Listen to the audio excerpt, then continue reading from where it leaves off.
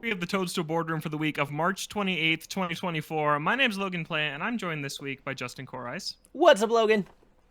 No Chris Driver this week. He is off gallivanting around Pennsylvania. He'll be back with us next week. We look forward to having him back. But we've got a really good show this week. Justin and I each reviewed a game that is out on Nintendo Switch. We're going to talk about some MLB The Show just in time for opening day, which is today if you're big baseball fans like we are. And of course, Princess Peach Showtime. We're going to hear all about the best Switch games Justin saw at PAX East and a whole lot more. So let's get into it. Let's talk about Princess Peach Showtime, which came out last Friday. We unfortunately had to miss last week's show. A lot of busy factors that went into that one. Justin off at PAX. Chris and I were both busy with other things. But Peach came out, and it's good. I reviewed this one over on IGN. I gave it a 7 out of 10, which means it is a good game. And I think that, I don't know, it's easy to feel a little bit disappointed in a good Nintendo game when so many of them are great. But this is still a good time, and I had a fun time with Princess Peach Showtime, and the reception I'm seeing online in the first week that it's been out seems to be a lot of the same, that people like it. It's nice. It's made by Goodfield, Justin. We finally know that and can say that. The developers of Yoshi's Crafted World, Yoshi's Woolly World, Kirby's Epic Yarn, things of that nature. And it really, for me, just fits in right with that type of game. It is really low resistance, really easy to get through, pretty charming, pretty floaty, not super precise platforming, but fun enough to get to the end credits, and really, really good, I think, for younger audiences. I think that the coolest thing about it is how it really boils down all these different video game genres into really digestible bite-sized chunks where you can play a platformer, you can play an action game, you can play an adventure mystery game, and they all take just 10 to 15 minutes to complete, and that's about it, and then you're on to the next one, and yeah, that's it. So I'm wondering, Justin, do you have any questions about this game that we can talk about here? Yeah, I do actually.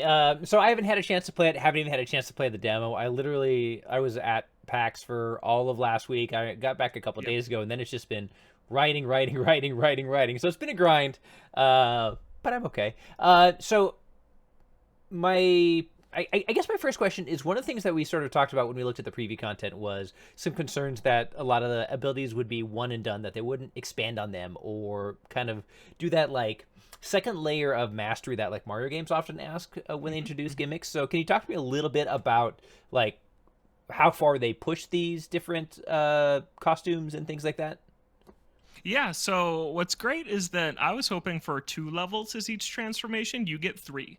You get 3 levels as each one, which is really nice. And what's interesting is they get progressively shorter. And I kind of likened it. It's like a real play where Act 1 is the longest act, and then you have an intermission, and then Act 2 comes back and is shorter and kind of wraps things up. But they go a step further here with a third act also. And I wouldn't say that they necessarily expand upon the mechanics in super meaningful ways in the additional acts. It's kind of just like shaking up the setting a little bit. So Sword Fighter Peach, her first level is you go to the castle and you save the royalty, and it's that kind of traditional type of story. But then the second one is you go into a haunted castle, and it goes all Luigi's Mansion on you, and you fight ghost enemies as Sword Fighter Peach, and you climb up staircases that are disappearing as you're climbing and behind you. And so they do shake up kind of the setting and the story a little bit. And then the third act is always about rescuing the actual, they're called sparklas, are the actors in these plays. You're rescuing the sparkla that is missing from the play that Peach is kind of the understudy for, right? So she's Sword Fighter Peach because the Sword Fighter sparkla is gone. So then in the third act, you go down to the basement and you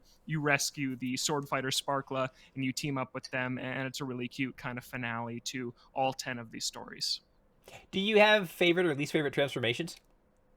Yeah, I'm actually seem to really differ from everybody else that reviewed this Interesting. game, because I found all of the action-based ones really samey. You're just, because this button's super simple. You have a jump button and an action button, and that's it. And so 5 or so of the transformations rely on combat, and the combat is just mashing that button. And even though when you're Mighty Peach, you're a superhero throwing punches, or when you're Kung Fu Peach, you're doing kicks and flips off the wall, but it all just ends up feeling like button mashing brawler combat. So I actually preferred the baking, the patisserie peach, where you got to decorate cakes in a pretty fun mini game, or the figure skating peach, where you did jumps and flips and tried to perfect your routine to earn the top score and get all the collectibles for the level, or the detective peach, which is getting roasted in most reviews, but I of course loved the detective peach levels where you're investigating and finding clues and just walking around talking to people. So I liked those ones more.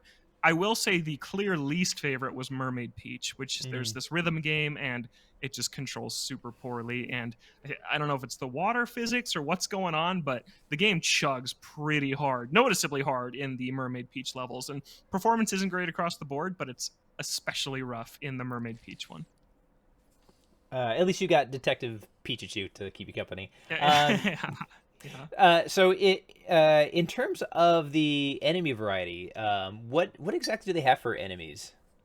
So the main enemy type, they're the sour bunch. The main enemy is called Grape. Get it? Peach, grape, fruit. It's funny. And then her minions are called the Sour Bunch, and they're just these little purple grape guys that basically just wear different costumes to fit the different plays that they're in. So it's kind of one enemy type for the most of the game, and they're just wearing something different depending on which transformation Peach is wearing. And then they mix it up a little bit, like that haunted mansion I mentioned with the sword fighter level. There's these bats that come in and fly at Peach, so they mix it up a little bit. But for the most part, you're just fighting these wicked bunch, the sour bunch, sorry, and they are dressed as mermaids in the mermaid level, or they're disguised and you need to suss them out in the detective levels, but that's pretty much it. I liked that it wasn't just Goombas and Koopas and Shy Guys, but they probably could have gone a little bit further with the variety since it's basically just one enemy type. How was the exploration?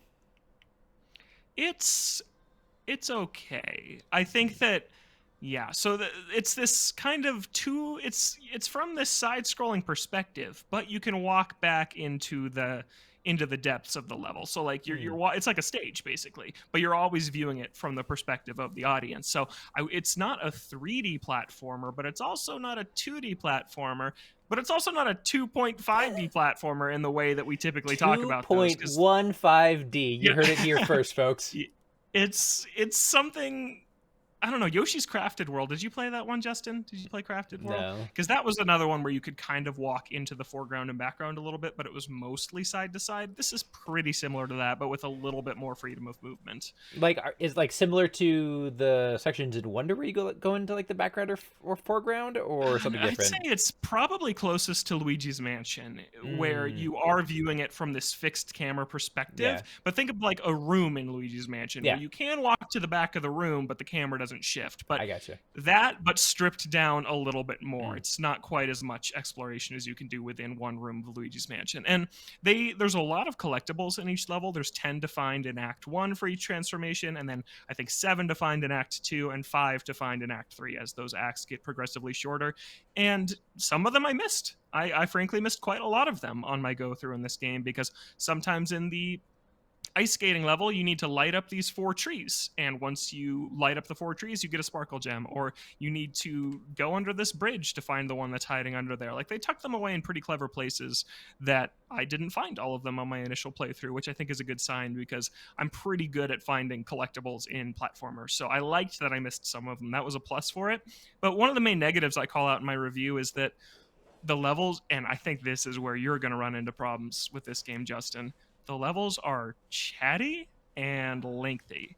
And it's cute the first time you play it because it's not so much dialogue that you're clicking through. It's pretty brief vignettes. But let's say you're playing the patisserie level and you earn 3 sparkle gems for the cookie baking section and 3 for the cake decorating section. And if you don't decorate your cakes perfectly, you only get 2 out of 3, and you have to replay the entire level to get to that cake decorating point to try again. There's no chapter select like Celeste has where you can jump in to the middle of a level just to replay the part you need to perfect. You have to do the whole thing. So you get to the That's level, painful. oh no, the bakery is in trouble, and you watch the chefs being kidnapped, and you go collect the ingredients, and you go transform into Patisserie Peach, and it's fun the first time, but I'm not gonna 100% this game because it's brutal the second Mm. time through. And if you don't get it again and have to do it a third time through, you're basically replaying the entire game 2 or 3 times just to collect everything. Where in like a Mario game, you take your time the first time through a level, and then if you miss that third flower coin, you just sprint to Mhm. that point of the level, and it takes 20 seconds to get there. And it's really easy and fun to replay in that way. But this game, if you want to replay for everything, you have to see everything all over again. And it can get exhausting because it's more cinematic than most Nintendo platformers. Interesting. It's more involved from a story perspective than most platformers. But yeah, I thought of you while I was playing it. I was like, I don't know if Justin's gonna like this because of how much they're talking to me. Like they're Yeah. not just letting me play the game all the time. So I think that is something that, and actually someone in, I don't remember if it was on our Discord or elsewhere, but somebody brought up the fact that the text displays really fast and then disappears. It's not something for you to click a text box through. So if you're playing with a younger player who is maybe a learning reader, I don't know if there's time for them to Oh read everything no. that's on screen before it Mm. disappears, which is something interesting. So, like, if you're listening and you have a kid at home that you think is really going to love this, you might want to play it with them because they might miss some stuff that, and especially in like the detective section, you have to read what's going on in order to kind of understand the story and keep track of everything that's happening. So, I thought that was kind of an interesting choice for a game clearly aimed at a younger audience to have you not have the option to click through the text and it just displays automatically.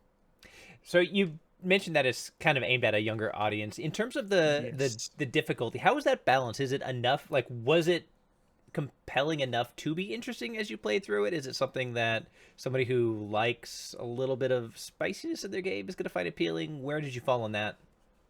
I failed one time during the entire course of the game, and it was to a boss. And the bosses are actually kind of awesome. The All right. bosses are really clever and really well designed. To be fair, I've played video games with you before. The fact that Yes, it was it's easy true. for you doesn't necessarily mean it was easy for everybody. I will say though, and I can kind of step back from my own personal experience and say you're not going to struggle in this game. People are not going to struggle through this game unless you're a new gamer or a younger gamer. Like this is a cakewalk. It is very easy to play At through. least potasserie Peach, peaches. yeah, except for those are really hard to decorate the cakes Irony. perfectly. Those are kind of brutal. Like 100%ing it, there's some challenge, but just to get from point A to point B, it's one of the easier Nintendo games I've ever played. It's very easy, very low resistance, and I'm fine with that because it's fun to play. It's not boring despite it being easy. Like I love Kirby games, but some Mhm. of the worst offenders of Kirby is like it is just a cakewalk and there's not much interesting happening on screen to keep me here. Peach, there's pretty much always something interesting happening, and it's very charming. Its presentation is great. The Like I said, the different stories they set up the first time you're playing it through are fun to follow. They're cute to follow. So I don't mind that it's super easy because it's never boring, I think, which is the more important thing to talk about How in much do terms of they lean difficulty. into that like stage play conceit with their presentation? Significantly. It's pretty awesome in that way. Like, there's always a spotlight on Peach, which was one of my favorite visual touches. Like, in the ninja level, it's super dark, and you're running on these rooftops, and a spotlight is just shining on Peach, and it just looks so cool, and that permeates throughout the entire game. And then in the detective level, when you're on like a city street, and when you walk into a building, instead of just a loading screen and then popping up in the room, the entire screen like rotates around 180 degrees like That's it's a cool. stage set that Hmm. the stage hands are rotating so you can see like the inside of the building that you entered from the exterior. So super cool little touches like that. In the cowgirl levels, when you're doing this horseback chase, your horse is made out of wood and it's being held up by strings that you can see like that are going off the stage. So really Excellent. clever, creative, very Nintendo, very good feel stuff that I really like how they lean into it to the point where I think this has legs to be a franchise. I think this is really That was going different to be my next from, question. it totally does. It's really its own thing because of the new enemies, because it's just Peach. There's no other Mushroom Kingdom stuff here, and it's really different than the other platformers, really different than Luigi's Mansion, than Captain Toad, than Donkey Kong Country. Like this could be Peach's niche that is her own thing. Like a sequel with more transformations, because I've been saying for months I hope there's more transformations than what they're showing us. There's not. This is it. It's these 10, 3 levels each for 30 levels with a few extra bonus things here and there, but this is largely it. Uh, like, what if there? I had some ideas for some other ones, like a pilot Peach, like dressed like Amelia Earhart, who flies this biplane and does this like shoot 'em up level or something like that. Or I I had a bunch of other really good ideas the other day. Yeah. I wish I had written them down, but I think there's so many possibilities for other ones, like a baseball player Peach, and you do a baseball minigame. Like, there's so many cool ones that they could do in a sequel and bring some of these ones back and expand on them further. So I hope this is the start of something, because playing through it, I'm like, yeah, this is good. It's a good proof of concept. I think a sequel could be great, and I'm excited about the idea of Interesting. that. Is there any indicator of any DLC or anything in the future? I don't think so. I think this is pretty much it. There's some post game stuff to do. Actually, something that I liked, but then again was mixed on, is after you beat the game, they add 3 more collectibles to every level that you can't get before you beat the game. So yeah, there's. I'll issue this as a warning. If you're playing through the game and you want 100% it, don't even bother going back through and 100%ing levels until after you roll credits, because then you'll just have to go through again. So wait until you finish the game and then go back and get everything you missed, as well as the new stuff they add. But no, I don't think there's going to be DLC for this one. I don't think we've ever seen Good Feel do DLC for their games. They kind of just move on to the next thing. So this is probably it. I know we talk about how price is a judgment you make for yourself. This is a short game, so I want to throw that out there. This is a short game. It takes about 7 hours to beat, and that is with me combing through every single level and trying to find as much as I could on my first playthrough, and replaying a fair amount of them as well, and doing a lot of the optional stuff. I was done in 7 hours, so it is on the shorter side. Is it a $60 game? Yes, this is a $60 game. Yeah, so just make of that what you will. I think that kids will love this game. I think that it will be one that, like we talked about on NBC the other day, kids watch the same movie over and over. I could see kids playing through these levels over and over that have the same story beats and repeat themselves. And yeah, I could see this being a hit for younger audiences. So I think it's good. And yeah, I like that Peach has her own game again after 20 years. It was far too long. Hopefully it won't be that long till the next one. So that's Showtime. I want to know what you think of Princess Peach Showtime. Email us, toadstoolboardroom@gmail.com, and let us know your early impressions of the game. Justin, you reviewed a game that's out on Switch. I'm guessing you have not played the Switch version, but it's time for the annual release of MLB The Show. Tell us about it. Yeah, so I did. I'm just sort of the MLB The Show reviewer at IGN, have been for the last several years, which I absolutely love. And you're right. For this year's edition, I did not review it on the Nintendo Switch, although I do historically, and I probably will at some point. Once it goes on sale on Switch, I also buy it on Switch because. Okay, nice. Yep. Well, because it's like cross save and your progression carries over between the various platforms, which is really cool. Oh, that's great! I didn't know that. That's awesome. Oh yeah, no, it's rad as hell. And so like I can play on my PS5 or my Xbox because it's on Game Pass if I want the like highest resolution experience possible. But if I just want to put my feet up and hit a couple of dingers, yeah, man, bust out that Switch and let's go. So that's great. Yeah, so once again, MLB The Show is great. I gave it an 8, which means great. That's why they rhyme. That's probably not why they rhyme, but they do. It's fantastic. I think it's arguably the best sports game on the planet, and I think that Sony San Diego is the best developer of sports games on the planet, arguably. It plays as great as ever. The thing that I appreciate from a gameplay standpoint is that the rules in baseball have been evolving actually a lot lately, especially when you consider it's a 130-year-old sport at this point. Everything from like the size of the bases that have changed to rules about pickoff attempts that pitchers can attempt. Those are incorporated in the game, and the fact that they can turn that around so quickly is extremely impressive to me. They had already done things like adjusting, things like the shift to match the current rule book. And so it continues to play great. It does a great job of offering a lot of different control schemes. So hitting, for example, you can do simple timing hitting where you just have to push the button at the right time to have a good chance at hitting it. You can also do like directional hitting where you can kind of pick sort of not a quadrant, whatever a 9 would be of the strike zone. Or you can do the PCI hitting where you actually have a little indicator where you need to put it on the ball. They're all viable, which is really cool. But if you do take the time to learn one of the more sophisticated mechanics, you will get more consistent results. The same is true of the pitching. There's a bunch of different pitching styles, and there's one where you use the analog stick to like draw the pitch, which I am terrible at, so I use the pulse pitching instead, which is a mid-tier difficulty one and a mid-tier reliability one. It's awesome. They brought back the Negro League storyline, which was an absolute highlight last year, which is incredible. So this year I had a chance to, play through the early career of Hank Aaron, maybe the greatest baseball player who ever lived, the longtime home run king, and Buck Leonard. And one of the coolest ones that they add, and this actually ties into something that they've added throughout the game, is Tori Stone, the first female professional baseball player. And she was actually That's part awesome. of a small, yeah, no, one of the things I love about it is like they have this gorgeous presentation where Bob Kendrick, who's the president of the Negro League Museum, maybe the most charismatic human being I've ever seen. I would watch him describe paint dry. Um, they have these well-produced video packages where he talks about the player's history and they look really cool. And like he was describing her and some of her contemporaries because she was the first, but she wasn't the only woman who ended up playing professional baseball at that time.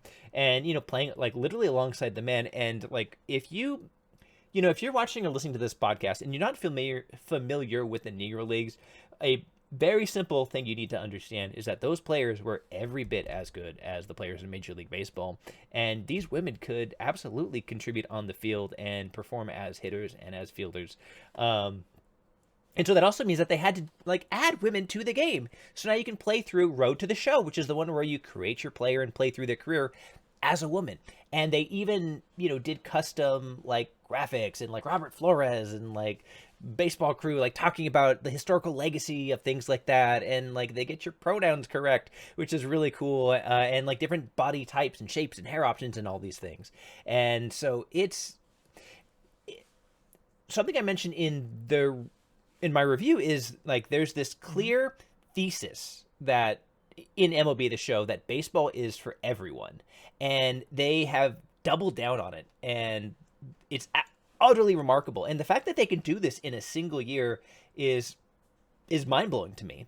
I have a couple of small quibbles. They added an entire storyline mode for Derek Jeter, which is cool on paper because I like the presentation. And this isn't because I'm a Yankee hater, but at least what they have is so it's his career through like the late 90s, early 2000s, right? They won 4 titles in 5 years. Like it's like reading a book or watching a show with zero adversity. Like nothing goes wrong. Yeah. And so it's not that interesting. And you compare that to something like the Negro League storylines where they talk about like, the challenges that they faces and the things that they do in order to demonstrate their abilities and skills and things like that. It's night and day. And like it, and again, it's cool. It's well produced. Derek Jeter gives his commentary, which is interesting. They even actually added the Kingdom to the game because it's part of his like early storylines. And now you can play baseball in the Kingdom, which is awesome. But the story itself, again, it's just not that interesting. And so that's kind of my chief criticism there. They are adding more to both Jeter's and the Negro League storylines in some future updates. They also have done some balancing things in Diamond Dynasty, which is my favorite mode that I don't totally love. They added the concept of seasons last year, and basically what that means is, this is a mode where you collect packs of baseball cards and you assemble your team out of it. And it's really cool because they'll span multiple eras. You'll have different versions of cards. So for example, by playing through the Negro League story line for Hank Aaron, I have the young Hank Aaron card, which means I have a skinny shortstop Hank Aaron on my team, which is nice. Awesome. Yeah. And you get like, versions of players early in the career in their primes at different stages, and they have different ratings and stuff. It's really cool. But when they added seasons, what happened is for a lot of the cards, they're only usable in competitive or other main pieces of content during their season. And the idea that you can spend a lot of time grinding for a certain card or put a lot of effort into like getting this like card that you really, really want and have it expire is just a tough pill to swallow. So for example, like, we're both Mariners fans. They have, as part of just sort of their general like experience-based kind of like, not battle pass because it's just free with the game, but like if you earn enough XP and you need a lot of it, you get a prime Kyle Seager card. And holy smokes, do I want that card. But when the season ends, I don't necessarily get to use it. You have a limited number of wildcard slots, but then you're also just choosing like, okay, which of these cards that I love and which of these players that I adore do I have to keep on my team? And so that to me is the biggest bummer. And I wish frankly that wasn't the case. I don't like the seasonal model at all. But I mean, other than that, I think it's a fairly spectacular. It's a fairly spectacular video game, full stop. The fact that it is a sports video game is a descriptor, but it's a fantastic way to experience baseball more than anything else. Yeah, that's so cool. I've loved seeing what they've been doing, and since it is on Game Pass, I've just grabbed it there last year to play through that Not a bad awesome place to do early it. content they added, and I'll do that again probably this year now that it's out on Game Pass as well. But And it's awesome that these games are on Switch too. Yep, grab that Switch copy, link up your accounts together, and have a portable version in addition to your home console version. It's such a great way to play it. And so you haven't played this year's on Switch, but in past years, how's the performance been on Switch? So it's like obviously lesser just from a pure hardware standpoint. The biggest thing is that they're not shy about bumping down the resolution, and so it looks a lot worse. But in handheld mode in particular, because the screen is a lot smaller, it doesn't bother me that much, and I buy it so I can play it in handheld mode. The frame rate can dip a little bit, but generally it seems like the sacrifices that they make do a pretty good job keeping that fairly stable. And outside of that, as far as I know, it's feature complete. Like, I play across all the various modes, and have a really good time with it. That's great. Baseball games are in a good place on Switch because they also have the Super Mega Baseball games, which I adore. I love that series. Yeah. That's for if you're into more of the arcadey, less serious, cartoony, like pick up and play. They're hilarious. Just an awesome baseball game, but it's also really deep. They have really deep customization in that series too. And the last one added MLB Legends, so there's real players in that game now too. So that and MLB The Show is on there. All we're missing is Mario Baseball. We need another one. It's been so long. Did you ever play the Mario Baseballs on GameCube or Wii? Yeah, on the GameCube back in the day, for sure. Yes, that is the best. That is still my favorite baseball game of all time. I adore that game. But that's awesome that MLB The Show is so good. And yeah, I love that Sony is putting out one of their first-party games everywhere. And this is a really good one. I will say, it is always, it's a little weird, when you boot up your Xbox or your Switch and you see the Sony logo right away. But, I mean, and it's something that, it's a great example of how beneficial it can be when things do go multi-platform, and having the option. And the review code I got is on PlayStation. I do tend to mostly play there, and just from a business standpoint, when you buy things like stubs, they are locked to the console from which you purchased your stubs, and so there are financial benefits to their ecosystems and things like that. But this gives us an opportunity to sell a very large number of copies, and making video games is hard, and folks that do as great a job as Sony San Diego frankly deserve every opportunity to sell as many copies as possible, because they put out something that is a spectacular piece of the medium. I bought a PlayStation the year that MLB The Show 17 came out because Ken Griffey Jr. was on the cover. And I was like, I think that's what broke me, and that's what finally introduced me to the PlayStation ecosystem for the first time in my life, was slapping a Mariner on the cover of a sports game is all it took. My Diamond Dynasty team is the Portland Ports, and Ken Griffey Jr. is the best player on my team. The Portland Ports. Yeah, I would have gone with the Portland Pickles, which is the local team, but they didn't have Pickles as a audible team name option. So I went with the Portland Ports, and Ken Griffey Jr. sits in the tool for me, and he just rakes that swing. Nice. Every bit as sweet in digital form. That's great. I love they have Legends in the show also. That's super cool. Well, Justin, that's not all you've been playing. You went to PAX East in Boston over the last week, and you saw a ton of cool games on Switch. Tell us about some of the highlights of what you saw.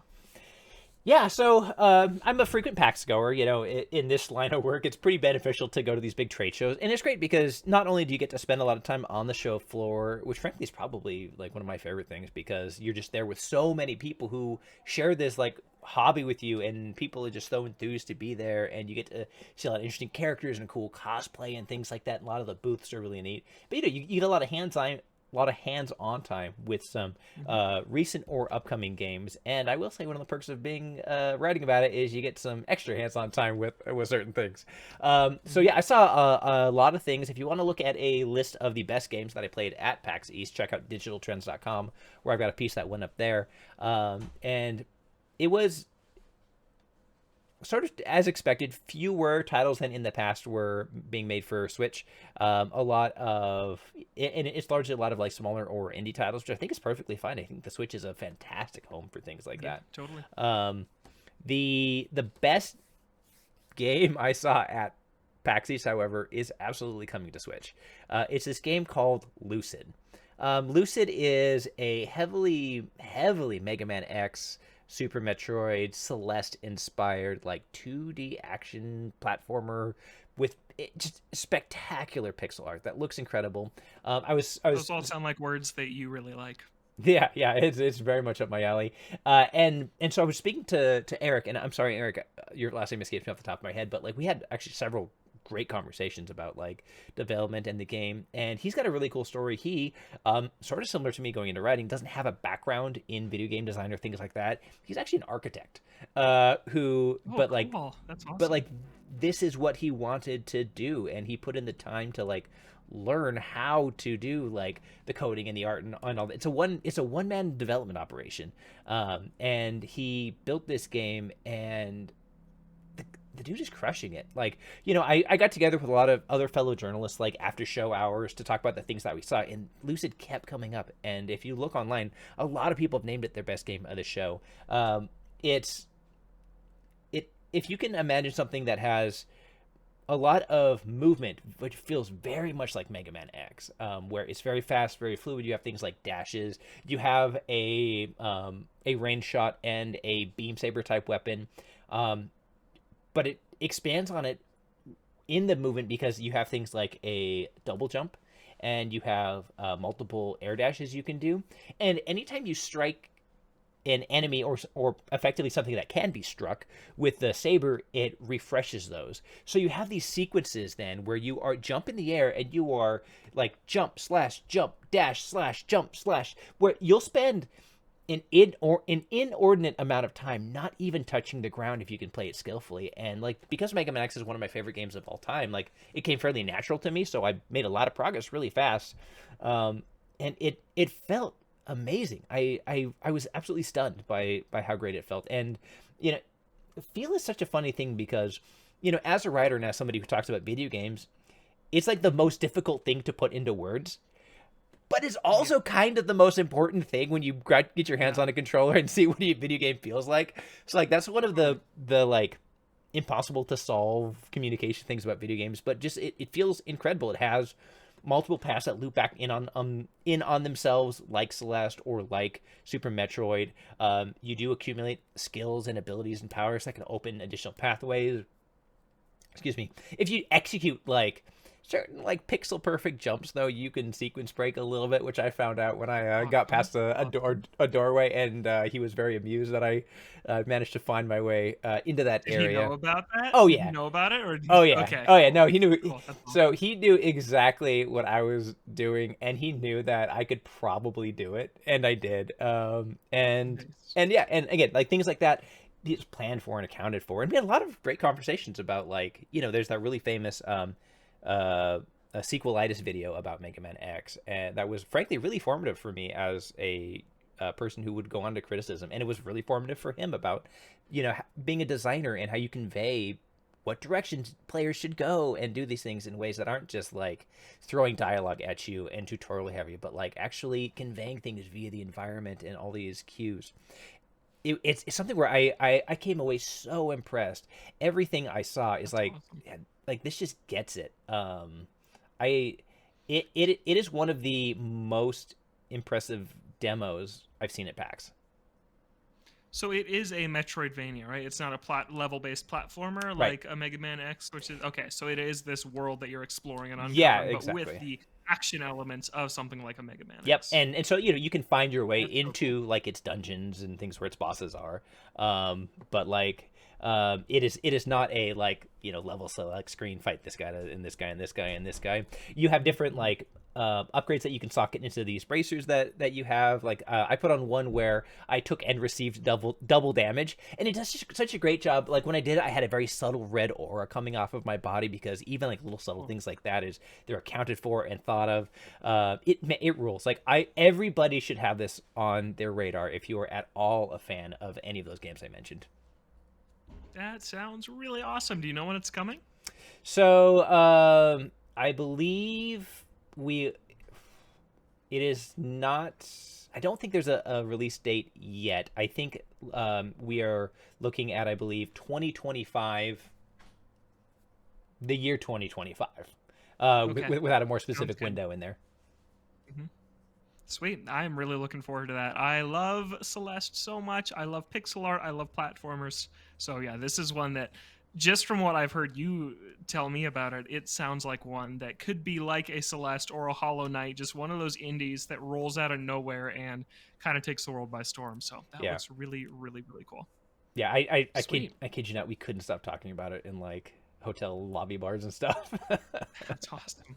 That's super cool. What else did you see that caught your eye? So I checked out this game Animal Well, and I forget the name of the developer, Ooh, but if you're nice. familiar with Donkey, it's basically his studio that's making it, and it's another one. And like I promise, these will not all be like 2D Metroid style games, but Yeah. it's a 2D Mhm. Metroid style game where you effectively play as like a little slime, and it's like, and if Lucid is like a kind of a gorgeous upres version of like a Super Nintendo game. This looks almost more like a NES game. You know, it has like kind of a like a scanline filter on it. As soon as it like the game starts and you're this little slime in the middle of this kind of dark, dank area, and if you played Metroid, like your very first move is to go left instead of right. And of course, you immediately find an Mhm. object there because they know who you are and what you're gonna do. And Yeah. it's really cool. You don't have any like attacks. You don't have a gun. You can't jump on things, and so you move and you platform, and you spend a lot of time like avoiding enemies. And the game it is probably most like is the original Metroid to me. You know, Cool. you go off screen, then it shifts over to that. Things loop back on itself, and it if you have a good sense of like space and direction, it really seems to reward that. And you know, you'll loop up and over and around things to open a passageway that gets back to this main room that you're in a minute ago. It looks great. It plays really well. Eventually, you do get like a small number of like fireworks, which you can use to like scare away certain enemies and things like that. That can be halting your progress. When the I think I had like 10 minutes on the demo, and then like I got pretty far, Mhm. but then the edges of the screen just start closing in on you, just pitch black, and then disappear. And it's such a cool way to end a demo. Um, That's I really cool. I liked it a lot. Yeah, this is one I've had my eye on Mhm. for a long time. Looks like it's out on May 9th, so this one's really close, which is exciting. But yeah, it looks super atmospheric and just really interesting. And I've I'm kind of getting more and more interested in games that are less combat focused, Yeah. kind of like this one is. And how can you, instead of developing a spin on a combat system, how can you make a game that is really cool and engaging throughout without as much combat? Mhm. And I think the Animal Well looks like one that could do that really Yeah. well. And yeah, if it's as good as like what you're talking about, and if it stays that good throughout, this one could be really, really interesting. So yeah, this one's coming out on Switch on May 9th. I'm really excited about that. Yeah. At least what I played of it, it plays fantastic. Have you finished the original Metroid on NES? I've never finished the original Metroid. That game is so Super hard. Metroid was the first in the series I ever finished. Yeah. Um, Yeah. The original Metroid is brutal. I finished Zero Mission, the remake of it, but the original is so difficult. Yeah, and gosh, this game looks so cool. so NES games in general, they're hard. They're not that long. Yes. Yep. Instead, they take you a long time to beat because they're hard. I think I could count on one hand the number of NES games I've actually finished, Yeah, which is I at least in my personal experience, I would wager that as each console generation passed, the likelihood of me finishing any game increased each time. yes, yeah, absolutely, So yeah. that was really interesting. Another one I saw, speaking of throwbacks to like NES games, was Lunar Lander Beyond. This is a reimagining of a classic Atari franchise. I don't know if you're familiar with Lunar Cool, Lander, cool. but effectively, it's like an old school, like very like thrust vector based game where you control a little spaceship and you need to like navigate through like little paths. It's almost like asteroids in like levels. The way that like you give it some thrust and then it moves, but it's also affected by gravity. And it was this really cool, like kind of intricate game that I love to play back on the NES. And Lunar Lander Beyond recaptures that, but it also has like a full, like kind of, it has this full sci-fi story that's really interesting, and you actually have to care for the pilot. The pilot has like effectively a stress meter. They're isolated by themselves in this little spaceship, hurtling through space, avoiding like obstacles and enemies and things like that. And if their mental health deteriorates, they actually start to like hallucinate. And so, like, you will start That's to see interesting. things on screen that are not there, and they start like fairly obvious and innocuous, like, oh, There's probably not actually a pink elephant in orbit of this object, but let's watch out for that. You Uh-huh. see eyes open up, and then like it just gets worse and more catastrophic as time goes on. And like there's a couple different like mission types you can play through. Like some is like more straightforward, like get from point A to point B and things like that. There's one where I had to like defend this like colony or ship thing that like things were falling on, and like eventually all I could do was just like hurtle my ship at the objects because I couldn't shoot anymore. And so it's Mhm. really cool. I initially saw it at PAX West last year, and I got to see it again at PAX East, and they've like expanded on it quite a bit. I'm not sure off the top of my head when the release date is. I'm gonna make loud keyboard clicky sounds though, Okay. to find when it releases, and see if that. Yeah, so the some of the sanity stuff you're talking about, it sounds like Eternal Darkness, like that GameCube horror game from back in the day where like it would Yeah, mess with the very much so. volume of It your is. TV or It like delete your save file. it is Eternal Darkness in space, and looks like this actually released between the two PAXs, so it's available now. Looks like you can Oh, get it awesome. for like Awesome. $30. Which, and I will say, like a lot of times, not ginormous publishers, they will do this. They'll show things that came up pretty recently at PAX to get your attention, and you talk about it, and they should, because this is awesome, and I like this game a lot. So, That is super cool. yeah. So I think that's extremely worth checking out. There's some really cool like YouTube videos if you want to see like what it's all about. Really cool art style, very colorful, very, very vibrant. Looks fantastic on Switch. So I like that one. All right, Awesome. And you got one more for us? I got one more for you. Big Boy Boxing, which is one that you saw me play at West, Yes. and they Mhm. had a new demo out where you could take on even more of the bosses. And Big Boy, Is this one coming to Switch? oh hell yeah, Oh, nice. I think when we saw it at West, it was just for PC at the time. yeah. That is awesome. Yeah, so Big Boy Boxing, it is a Punch Out like, but it is a brutally difficult game. You can effectively take about 3 punches. It has this amazing hand drawn art style. The enemies are these outrageous characters. There's like Shark Boy, who's got like this helmet with like a shark fin on it, but then like you knock it So off and he cool. turns into the Incredible Hulk. There is a 3 lads in a trench coat that you fight at one point. Nice.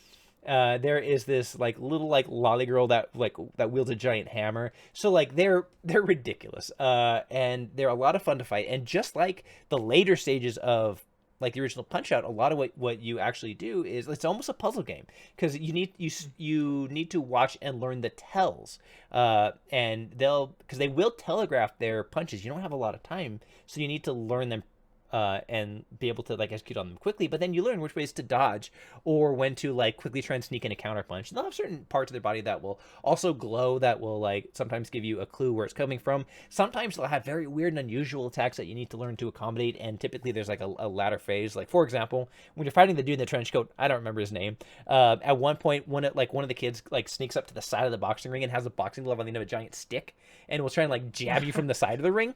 And so you need to like avoid that and continue your counterattack. It's so much fun. It's so clever. It is extremely hard. So be prepared for that. If that appeals to you, it's awesome. I remember when I was playing, one of my enduring memories of when we were at PAX West is I wanted to beat this one particular boss that was giving me, and frankly, a lot of other people, a lot of trouble. And by the time I finally did, I had a cheering crowd of PAX goers around me, who had seen this dude brutalizing people for hours. And that satisfaction of beating it, again, in terms of difficulty, we're talking something honestly along the lines of like Cuphead, right? Where the Oh, challenge, totally. That's a great comp. Yeah. the challenge is the point, but it's not unfair, and it's not unreasonable, but it does put it on you to be able to figure out what you need to do and to execute, and that appeals to me a lot. Yeah, it's interesting. Punch Out is one of those franchises that's in a place that's like Nintendo has moved on a Yeah. little bit from unforgiving difficulty in its games, and most of its games are fairly approachable from a difficulty sense these days. Punch Out Metroid is Dread, I not. feel like, is the rare exception of a modern Nintendo game that fights back a little bit. That is kind of the main one. And Tropical Freeze is another one, but that game's even 10 years old at this point. And I think Punch Out and F-Zero are these series that Nintendo isn't sure what to do with, because they're built around really, really difficult concepts, and they've just kind of abandoned them. And it's so cool to see indie developers saying, hey, we can do that, Mhm. we can bring that back, and awesome that it's coming to Switch. This is going to be a really, really perfect fit. I also love the name Big Boy Boxing. It's a great name, so it's really good. That's a cool one, and I'm super excited you saw it again and that it's coming to Switch. Yeah. So PAX sounds awesome. Not much Nintendo presence though. No, Seems like it was mostly Pokemon. no, it's sort of like if you remember when they did Nintendo Live, you know how they had that big like Pokemon like booth with the Pokemon through the like ears and things like that. They had that set up. They always do like the Pokemon Arena where folks like can battle and things like that. So it's all Mhm. repeated elements, but they weren't showing games. I was a little surprised they didn't show Princess Peach Showtime at least. Yeah, That seems yeah. like an odd miss, but their presence was really basically it was Pokemon Company. Yeah, that is surprising to me because I went to Emerald City Comic Con a handful of years ago in Seattle, and that's not even a video game event. That's a Comic Con, and Nintendo was there, and they brought this enormous inflatable Kirby balloon because Kirby Star Allies was 2 weeks out from releasing, and they let us play the demo there, and it was a 4-player demo. And yeah, PAX, which is a gaming event, I was surprised that Pokemon had a big presence, but Nintendo itself didn't. It was Especially with after what they did at West with yeah. Nintendo Live, Well, which was awesome, and that is in their backyard. But yeah, it's still worth pointing out the difference. yeah, and I will say, so as somebody who's gone to a lot of PAXs over the years, PAX West generally, that used to be called PAX Prime. That is where Penny Arcade is from, where a lot of these companies like Microsoft and Nintendo are headquartered, and so it does tend to be the big show. And last year's PAX West was the biggest PAX I've seen since the pandemic. That said, East was smaller than last year's East, which was really interesting. Some of it might be because it was literally the exact same week as GDC, and in fact, there were some days that overlapped. Yes. So it's being pushed to another. It's being pushed like 6 weeks out next year. So Yeah, it's in May now, which mhm. is nice. Yeah, especially if you want to try and catch a baseball game at Fenway while you're there. Yes, yes, very true. And so we'll see if that has an impact. I'm hopeful that it is more so that and less like a bellwether of the already kind of troubled state of the industry. Yeah, yeah. Hopefully, PAX continues to kind of grow in this post E3 and Hmm. coming back out of the pandemic world, because I think that they're really cool events, and I love PAX. I think that a lot of people kind of lament the loss of a big E3 where all the companies make their same announcements within a week. But what's so cool about PAX is the 4 games Justin just talked about are games that would get lost in an E3 week. Like some might still rise to the surface and get some of the conversation, but you said that this Lucid was the game everyone couldn't stop talking about. Yeah, if that was at an E3 next to a Zelda or an Elden Ring, people wouldn't be talking Agreed. about it as much. And so it's cool. PAX is really cool for that. And these kind of grassroots thing, it is more of a grassroots event. And these indie games getting the spotlight is awesome. Mhm. And yeah, I hope they continue to grow, because PAX last year was my first PAX and it was super fun. It's a And great I'd time. like to see that continue to go.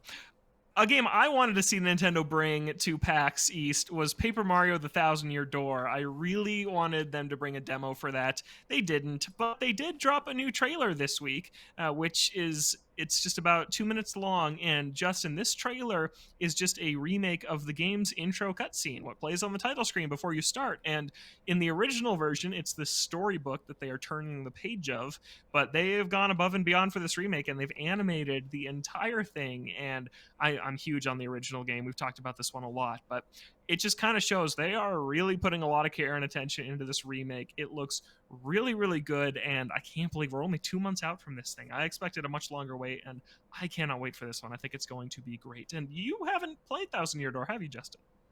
I have. I can't remember if Yeah, you yeah, have or yeah. not. Oh, you have. Hmm. Okay.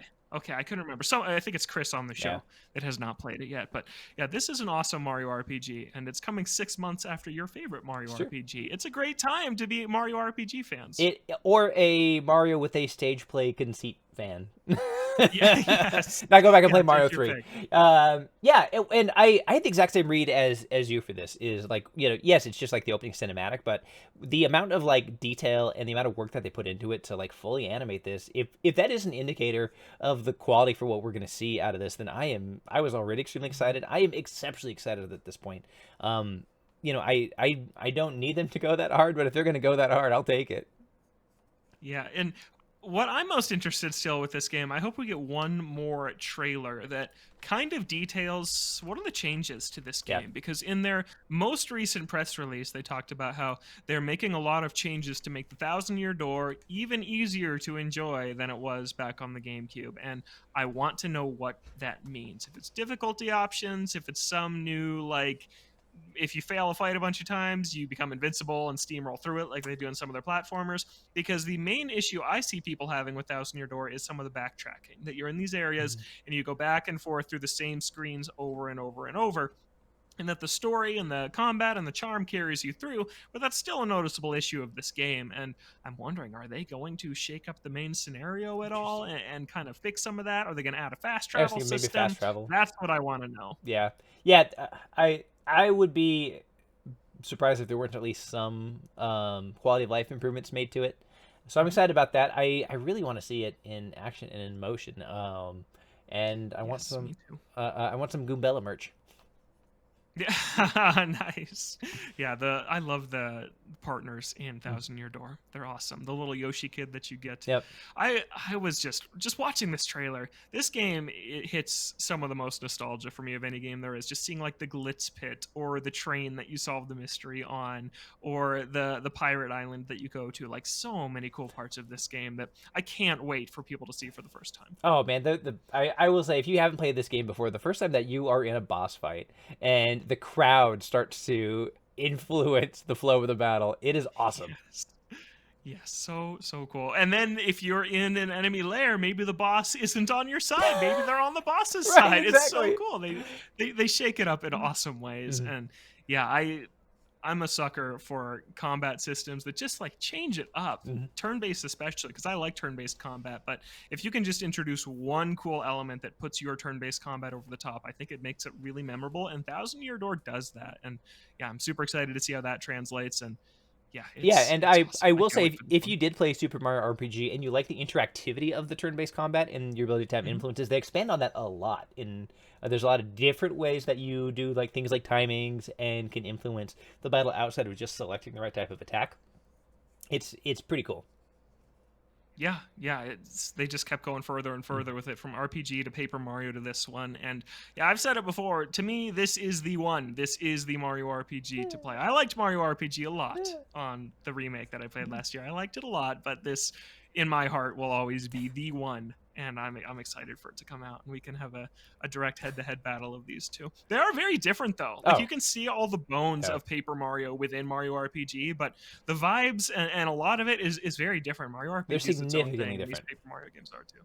Yeah, but I'm excited. Mm. Like, this one, Mario RPG, Bowser's Inside Story, those three are the trinity to me of Mhm. Mario RPGs, and I'm happy that this one is getting its modern treatment Yeah. because it deserves it. It was not super popular when it came out because the GameCube simply wasn't that popular, and it's never had a re-release since. It's been extremely expensive online for a secondhand copy on GameCube, so yeah, scoop this one up when it comes out in May because it's going to be awesome. And last little thing here, this is just for me. F-Zero Maximum Velocity is on Nintendo Switch Online on March 29th. This is the Game Boy Advance F-Zero. It's good. It is one of the lesser F-Zeros to me. I would say that 99 or the original or X, which are all on Switch Online, are all better than this one. But if you've played through those, this one's coming too. And then F Zero 99 is getting an update where they're adding mirror mode, so some mirrored tracks and some new challenge modes and some achievements. So yeah, I'm gonna have to jump back into that because I've been away from F Zero 99 for several weeks. So excited. Just anytime Nintendo says the word F-Zero, I'm like, whoa, they know it exists. They remember it. So I'm It's excited about this one. honestly, like F-Zero is having the best run it's had in a very long time, Yeah. which is like one that's Yes, not it saying is. much, but like it's getting some real Mhm. attention. As soon as I saw this trailer, I was like, oh, I got to share that with Logan, and Yeah, I knew you were gonna yes. like it. So like I never played this one. You know, I didn't have I've mentioned that on the show before. I didn't have a lot of access to handheld consoles Yeah. growing up, and so I'd like to at least give this one a go. And since I've got Nintendo Switch Online, no reason not to. I'll probably make it to about the third race before I just splat in the walls repeatedly and die, as is my fate in F-Zero. I will say, are you as surprised as I am that F-Zero 99 is still getting updates and support at this point? Yeah, it's interesting because they've been pretty decent with their 99 games. Like Tetris 99 still gets content, and Yeah. that's been out I mean, for like 7 that was years. a phenomenon. Yeah, that's true. That really took off. I played a ton of that game. More Tetris. I think the most Tetris I've played in my life has been within 99. I think 99 is awesome. But now I'm happy about it because remember last when was it? December or so, Nintendo said this is the last major content update for F-Zero 99. I was like, "Oh, wow. I guess that's it." But it wasn't. I don't know why they said that because they've continually rolled out a bunch of stuff. I don't know if there's still a I mean, player base there to yeah, support it it or seems like what, it but must have exceeded expectations in terms of popularity mhm. because they exactly that. Like it to me, it when it released, it felt like okay, here's this thing we're going to do. We're going to put this out. You guys have fun, Mhm. and then they're going to move on with their lives. And then we had updates, and we've continued to get updates. Now we have another update. It very much to me feels like I don't have any sourcing or anything like that, but it feels like they were surprised by the reception and have basically just been like going with it and seeing how far it'll go. I hope that's true because if that is true, maybe they roll the dice on a real new F-Zero or just a remake of GX or something if they see if that exceeds their expectations too. Because I think there is an audience for it. We've talked about it all the time, but GX is so good. It is so polished, so fast, so fun, so difficult. I think that there are a million people that own Nintendo Switches that would play that game, and that's enough to justify an HD remake of that one. So, yeah, it's fun because yeah, they're kind of eventizing it Mhm. because I got this press release from Nintendo that said, "Hey, Maximum Velocity's out on Switch Online, and here's this update to our live service F-Zero." It's like, wow, they put this all together and timed this out, so this stuff was happening on the same day. Like, that's not nothing. That is something to point out that they are taking a little bit of note of F-Zero, but Oh, it could be nothing. They dropped Golden Sun on NSO, and I don't see that ever getting a remake or a sequel. So, yeah, this could be it. But I still like to think that the next console will have something for F-Zero. I think we'll see it come back. Everything else has legitimate. come back. If Endless Ocean can come back, this can come back too. Racing games are always such good technical showcases, and a Mhm. F-Zero that looks polished and is really fast could be a brilliant way to show off their next generation hardware. So I would be all for that. Yeah, especially if it's a 1080p 60 FPS machine. Hmm. Nintendo's never really had that before. Yep. So a racing game with great lighting, and it doesn't have to be the most complex looking thing in the Yeah, world, but exactly. if it runs perfectly and looks great, yeah, it'd be huge. That's the kind of stuff people buy at launch, Mhm. right? Is stuff that can Oh, show off their people shiny love box buying too. stuff that shows how good their console looks at launch. And if you're Nintendo and you want to kind of hedge your bets, then maybe this won't be the most popular. Great. I mean, everybody will buy it. You don't have to wait until you only have like a Yeah. 0.1% install base. Yeah, it's interesting. Do you launch it early on a console when there's not everybody there, but it has more attention, or late on a console like right now where there's a huge install base, but it might get lost? I don't know. I can see merits for both, but I hope we see F-Zero again. But check out F-Zero Maximum Velocity. Its graphics are pretty impressive for a GBA game. I Like it uses that mode 7 I and was it's yeah, really cool I was looking. kind of stunned because I was like, wait, is this just F-Zero? Because it looks like Super Nintendo graphics and like it is very Mode 7.